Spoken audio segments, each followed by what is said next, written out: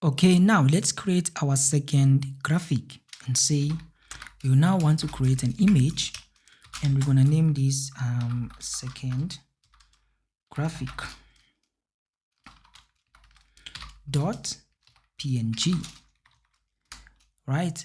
So now let's say inside this graphic also want these random numbers from normal distribution, and now let's say we want to add a color.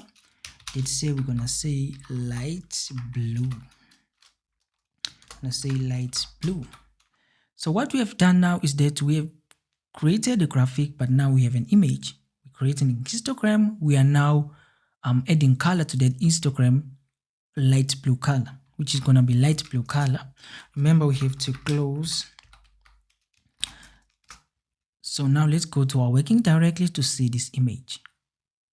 So now in your working directory, you will have this second graphic, which is a PNG file. If you open your second graphic, you will have an image of a histogram. You can observe that it is light blue in color because we added that argument of color equals to light blue.